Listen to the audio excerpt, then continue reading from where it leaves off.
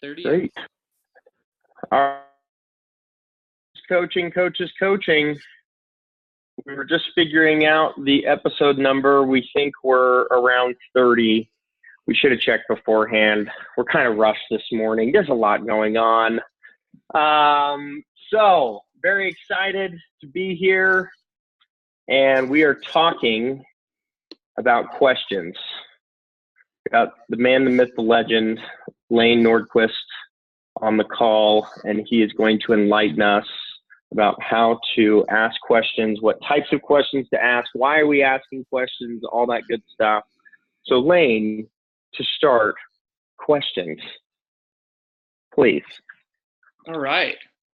So yeah, guys, this is a topic I've been thinking about for several months, and I think is very important as a coach. I've been messing around with a lot of this stuff with my clients, and so I wanted to share some of this with all of you today.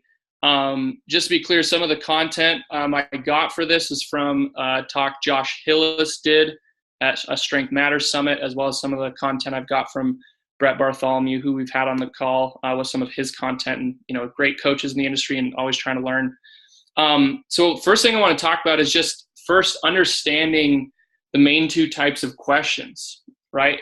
You can basically ask open-ended questions or close-ended questions, right? So like a good example of an open-ended question would be, hey, RJ, how did your habit go last week that you were working on? Insert whatever habit, right?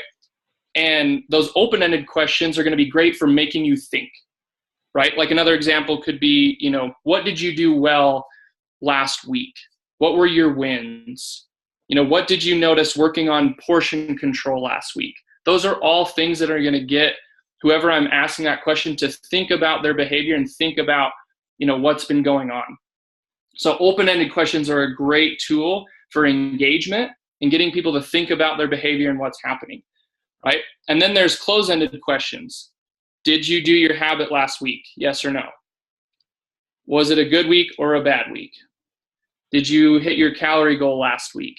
Right? Those are all very specific yes, no. And close-ended questions can be also a very helpful tool as well, because they're going to just give you good information, right? You're going to be able to gather information quickly. So understanding that, I think, is important in the beginning. Yeah, and one thing, going back to why are we asking questions, right, in the beginning, you've got to have an understanding when people are walking in the facility, okay, what are we trying to accomplish, right? I've got the program, I've got the plan, but what is going on with Mrs. Jones right now, right? How much sleep did she get last night, right? What's her body language like, right? How much, just like Layne said, where's her head at, right? She might come in dialed in, excited, ready to go, or coming in going, I'm not sure. And now you as a coach, if you're ready to go, you're dialed in and you're sitting there pushing them and all that type of stuff, right? That can create a negative experience, right? So the whole point of finding out these questions is to better the experience for the client, right? So that's why I'm saying we've got to have an understanding of what types of questions are we even asking in the beginning, open versus closed, to have an understanding of okay, yeah, if I'm just sitting there constantly asking closed-ended questions, hey, did you work out 3 times? Yeah, I did. Okay, did you go to this class? Yeah, I did. All right, well then how much are we really engaging? How much are we really getting to know each other? We're just basically going down the checklist, and that's it. And that's what they feel like too, right? Your client feels that way. Sorry, I'm hijacking you here, Layne, but no, you're good. Anyway, some of the things, go ahead. And that's a good segue. I'll just kind of outline some of the stuff I want to cover today with you guys. So first off, like understanding those open-ended versus closed-ended questions and what are they and how do we use them as tools, right? If we don't understand the tool, we can't really wield it. Second, as RJ just talked about, like how do we use those as a tool to, better the client experience, to better ourselves as a coach. So the things I want to cover are what questions should I ask myself before I even start coaching people, period. So we'll go through a few of those, because if you don't know who you are, it's very difficult to help somebody else. So what questions should you be asking yourself? Maybe some of us have already asked ourselves these questions, some of us haven't, so we'll cover that. Next, what questions should I ask a client before I coach them? And I'm talking aside from general health questions and PAR-Q. That should be a given, right? So we'll dive into what do you need to know about a client before you're going to start engaging and coaching them. And then on an ongoing basis, what kind of questions should I be asking, before a session, after a session, when things go well, when things go poorly, and then how to give feedback based off of those questions. So that's kind of the call today. So let's really jump into first, like talking about ourselves as a coach, right? Because it starts with us and understanding what we're about before we go trying to help somebody else out with something. So, I think one of the first things that's so important is, what is my why as a coach, right? A lot of us have done that, start with why exercise, but if you haven't done that exercise as a coach, I would really strongly encourage you to do that. I think the quick thing to ask yourself is, why do I want to be a coach? Why is this valuable to me? Why is that important to me, right? Like, here's a common answer. Oh, I'm passionate about fitness. Awesome. That's great. Why is that important to you? I don't know, because I want to help people. Awesome. Fantastic. Why is that important to you? And you keep asking why. You need to ask yourself. And I would write out a why statement. I've rewritten mine 4 or 5 times over the last few years, so that I understand what's important to me. And then writing out, next question I would ask is, what are my values as a coach? What are the big rocks that, like, I'm not going to really budge on, because that's who I am and that's what I'm about. The more you know and can confidently, RJ and I were talking about this just the other day about, you got to be confident in what you know about yourself before you can really help somebody else. So if you haven't asked yourself that question, what are my values? What is my why? And the other thing is, what's my drive as a coach, right? In Brett Bartholomew's work, he talks a lot about drives and, like, what it is specifically that is driving you. Is it straight money? You want to do this because you want to make a good living? Maybe that's a component. Is it, you want to leave a great legacy? Is it the impact? Is it because, what is that thing that's driving you? So you, as a coach, and the last question after you'd ask all this, I would ask, what kind of coach do I ultimately want to be? So that's something I think is just such an important exercise before we even get out on the floor. If you're interns on the call, that I would make sure you're finding those things out about yourself, and it's going to evolve it with time. But before you jump into, like, all right, let's go attack my client's goals, let's help them get fit. But if you don't know what it is you're trying to accomplish with your coaching and with, your career in this industry, you're going to run into problems before too long. Any thoughts on that, RJ, or things you've seen with that? Yeah. No, I think that's great. One thing I want to kind of piggyback on that is having an understanding of what you're about helps you to be able to get others to be able to do the same thing, right? And when you have that drive and that motivation, and you have that tool, then it helps you to be able to coach that person, right? If you have an understanding that person is coming to the gym, I'll give you a perfect example. Myself, individually, I don't give a shit about fitness. I don't care. For me personally, right? I don't wake up in the morning thinking, okay, how much can I deadlift? I don't, right? There's lots of guys that get very excited about that. What I really like is coaching, right? That's what I really love. I love the coaching part of it, right? And so when you have an understanding of that with me, and if you're coaching me, right? And and also I show up to the gym personally for my mental health more than my physical health, right? Anybody that knows me knows that I'll eat a donut and ho-hos faster than anybody. I don't care, right? So if you know that for me personally, and you're coaching me, now you can use that of, hey, RJ, you need to show up, right? So that you can, make sure you have a great day that day, right? It has nothing to, if you're sitting there telling me, hey, RJ, you need to get in here so you can improve your deadlift, I don't really care right now. That's not really where I'm at, right? So you have to know where you're at to be able to help other people know where they're at, right? And now that is where the real coaching process happens, because you're leveraging their drive against them, right? You're leveraging what they're all about against, and I shouldn't say against, for them, really, right? You're helping them to find, because at the end of the day, you're only going to be able to do so much. You've got to help drive them to come to the gym to do these things all the time, right? Yeah. So one of the things hopefully that helps, that Brett said in his book, Conscious Coaching, that has always stood out to me, and I've said this to some of you guys, is the starting point for all human interaction should come from an understanding of what the other person cares about most.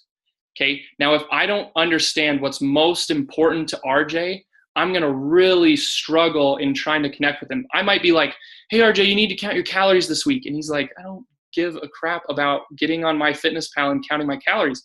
And so you'll head your coaching in the wrong direction without going through and understanding who is the person in front of me, what is important to them, and what tools do I have now to help them go from where they are now to where they ultimately want to be, and why does that matter to them? Once you've got to that point, man, you can start making an impact in people's lives. Yeah, no, exactly. And to Layne's point, the more I know about that person, right? Now the program, we certainly talk about the program. I wish we would, I talked to the master trainer about this. We need to stop talking about it as though it's the program, right? Really, it's the coaching, right? The program means nothing, right? The coaching is what makes the program. And the only way for you to be able to coach somebody is to know where they're at. Okay, great. I love that. So let's dig into like a very quick, easy way to understand somebody's goals and somebody's why. Okay. And it's just a few questions you're going to ask a few times and you'll be right there. Okay. So let's say, do you want to do this with me really quick, RJ? A little role play. Okay. Sure. So you're walking into the gym today. All right, RJ, what brought you into the gym? What are your goals? What are you trying to work on? I am trying to get a 6-pack. Awesome, man. I love it. I'm all about it. Tell me about that really quick though. Like why is that important to you that you get a 6-pack? I just, want to have a 6-pack because been looking in the mirror and been a little bit dissatisfied. Hey, no worries, man. You're in the right place. Tell me really quick, why or how will you feel achieving that goal? Like, let's say we get there, like, fast forward, you've got that ripped 6-pack. How's that going to make you feel? I remember what it felt like before. It's been a while. And so, yeah, it would feel great. It would feel really good. Awesome. Just cheaper. Why is that important to you to feel great and to feel like that 6-pack represents feeling great to you? Why is that important to you? I think it just would, represent that was when I was at my healthiest and when I was working out the most. So, it was probably when I was the healthiest and happiest. I like that. So health and happiness, getting to a point where like I'm at my healthiest, I'm at my happiness, that's really important to you. Mm-hmm. Yeah. Dude, that's awesome. So this is very important to me. So maybe I'm going off the rails a little bit, but so correct me if I'm wrong, but this goal of a 6-pack is much more than just about body composition. Like this represents more to you, and that's really important. Yeah. Yeah, no, for sure. It represents, like I said, a healthy lifestyle and working out and all that good stuff. Dude, that's awesome. That really helps me. Thank you for sharing that with me. That really helps me as your coach moving forward, knowing why this isn't just some goal that you came up with, but it means more to you and there's a bigger why behind it. And, as we move forward, we're going to work together to accomplish that for you. And scene. Yay.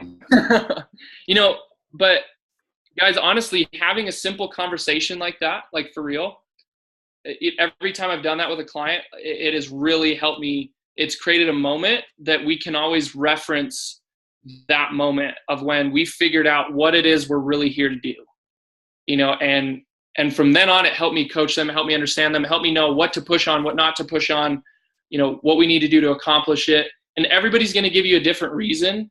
But two, you go back to your drives, when you can find their drives, that all comes from their why, and you're going to have to keep asking why. Like if I would probably keep doing that even more of, okay, well, why is that so important to you to feel that you got to your healthiest and happiness?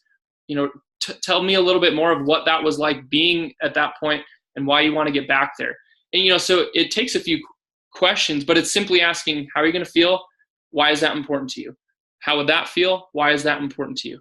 And how would that feel? And why is that important to you? Until you really get to the heart of the issues. Sometimes people will come out and just tell you right away. And sometimes you have to ask 3, 4 more times. And sometimes you have to, make a little bit of a jump for them, be like, correct me if I'm wrong. This is what sometimes I was going to say. So one thing I was going to say is the only other thing is that people are I lost my train of thought. I'm sorry, man. Go ahead. It's okay. So anyway, I found that just a very simple method. First, what are your goals? Why are you coming in today? Why is that goal important to you? How would you feel achieving that goal? Why is that important to you? What would that feel like? Why is that important to you? Rinse and repeat till you get to ultimately something you feel like you can connect with and that you understand the real reason, the deep intrinsic reason, right? Their true why. Because then, like if you've read Simon Sinek stuff, the hows and the whats become so easy when you truly know the deep why. But until you know that, you're just shooting off in different directions.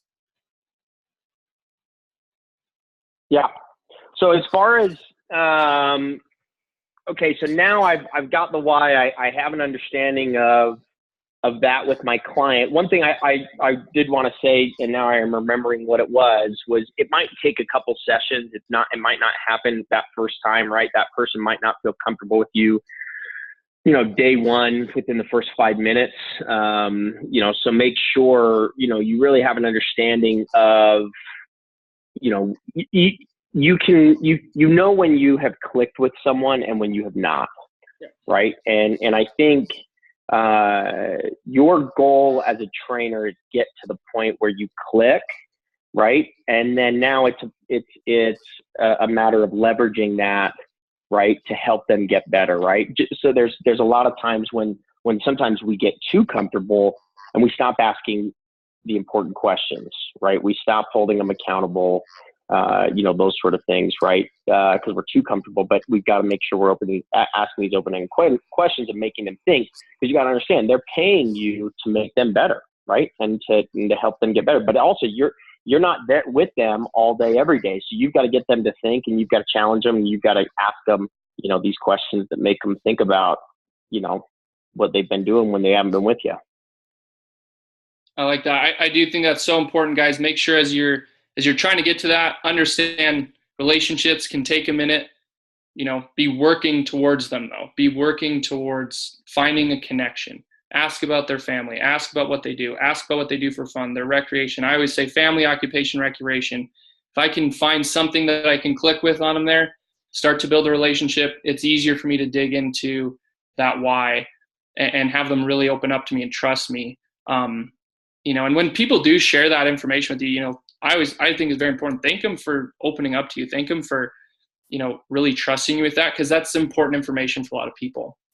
So kind of changing gears a little bit, guys. Now let's get into how to use some of these open-ended questions as a training tool, right? So let's talk about for just a second, before a training session starts, right?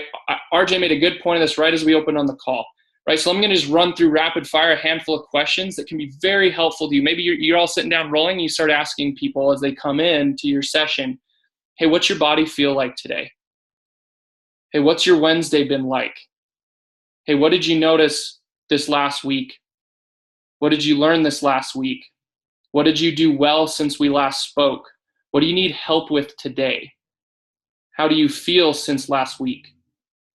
Any of those questions are going to, one, get okay, where's their mind at today? What things do I need to really focus on in their big rocks? You'll have people come to a session, oh man, I feel like crap today. Or you'll have other people be like, and you're like, all right, I got to maybe just check the box today and help them get through this. Or, man, I feel like $1 million, my days went super well, full of energy. Great, we're going to crush your workout. We're going to use that and ramp things up, right? So that's to get a session started, or other questions like, what are you concerned about today?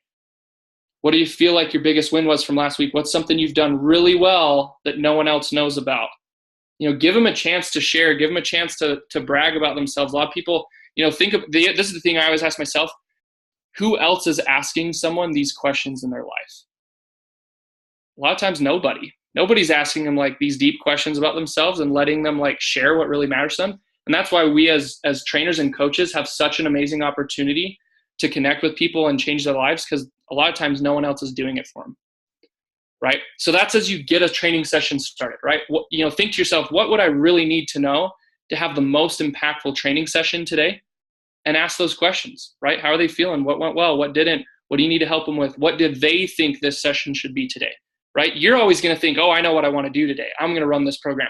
But what do they think they need? Because if you don't know that, you might, like we've been talking about, you might go way off the rails and they're like, I didn't want that today. Thanks, but no thanks. I didn't want any of that, right? So this is important as you start a training session to help it go better, okay? So one thing I want to piggyback on what Layne's saying, one thing that's important to remember is when you do ask these questions to listen, right? And to genuinely sit there. I always tell my kids, you have 2 ears, 1 mouth. It means you need to listen twice as often as you should be talking, right? And so when you're asking these questions, listen to them, look at them, read their body language, right? So much of what you can get from someone is just straight from their body language, right? As they're giving you the answer, they might be saying one thing, but their body language is saying something completely different, right? You might have to pull that person aside and, hey, is there something I can do to help you out? I notice you're off, what's going on, right? Genuinely caring and giving a shit, right? I love that. So moving from before a training session to then after a training session, right? Here's another set of examples of good questions you can ask. Now we finish the session, we're thinking about the next week ahead, okay? What do you think you can do to get better sleep tonight, right? Maybe sleep's one of their things. What do you think you need to work on next? What's the next step you feel you need to take to move towards your goals? What pitfalls do you see coming this week? What do we need to plan for this week? What is your habit plan or your game plan to be successful this week? How do you want to adjust your habit plan from last week? How would you like to take this habit to the next level? How do you think we can make this habit more realistic or more effective this week? What does your schedule or stress level look like this week? Right? So these are just examples, but you start to think, wow, if I knew that about somebody, wow, I could really help them. One of the big things I want to, as a takeaway from today, is coaching is good questions and good questions is coaching, right? So that's planning for next week. And there's a bunch more I want to cover, so I'm going to keep moving along. Let's talk about when things go well, okay? And how do you respond to that, right? Let's say, because you want to highlight the specific processes, actions, and behaviors that led someone to success. So let's say you ask them and it went super well. Well, how do you follow up on that? So for example, wow, you totally killed it at that meal. What did you do before that to prepare to have such a good meal, right? Let's say you work on their nutrition. What did you do that made the difference for you this week? What was the one thing that you did that pulled it all together for you? Do you feel like there are any keystone habits that have really helped you this past week? How do you feel about all the work you've put in and how consistent you've been? What makes this habit so effective for you? What did you do to make your game plan work this week? How did you get that done coming to the gym 3 times last week? What skills did you use? Okay, what you're doing, and those are all examples. It's going to be specific to the individual and the goal that they're focusing on. But what you're trying to do is highlight the specific behaviors and processes that led to their success. Okay, because they had a great win. Don't just let them have a great win. Help them understand why they had a great win so that they can replicate it next week and the week after and the week after. That's our job as a coach. When things go well, let's keep them going well. When things go poorly, let's help them go well again. But that's us finding out and then making little corrections with our coaching. So now let's go through some examples of when things go poorly. Okay. And I think these are really helpful because these are some good redirects, because you're going to get clients where, hey, how'd things go this week? And they're like, oh, it went like crap. Okay. So here's some good things. And I've been practicing these with my clients and they've really helped me. In retrospect, is there anything you would do differently? If you got a do-over, what would you do differently? Which meals did you have trouble with over and over last week? How are your weekends different from your weekdays? What happened just before you had the trouble? How are you feeling right before you made that choice? what could it look like to have a different reaction to that situation, right? You're giving them an opportunity to kind of hit pause and not have any judgment with it and just go, okay, well, if you got to redo that, how would it go? If we were able to have a do-over, or, what did you learn from it so we can not do that this week? You're helping people recognize their behavior. None of your clients are going to be perfect as you go week to week. So it's important to help them when they have these little setbacks to learn from them, because they're the best feedback for their success. They literally are the absolute best feedback for people to get better, but only they're not going to be thinking this way. That's our job, to think this way for them and help create that feedback that will move them towards their goals. Otherwise, they're going to like, man, I just fail all the time. And then I started training with you and I still fail. And you're like, no, we're learning here. This is good. This is really, really, really good. I promise. And then you help them see what they need to do different. So those are some examples. Those have been probably the most helpful thing for me over the past few months, is using those type of questioning, open-ended questions for when things go poorly. Honestly, that's been so helpful to help people reframe the situation and then, okay, what can we do differently? Any other thoughts or feedback on that, RJ?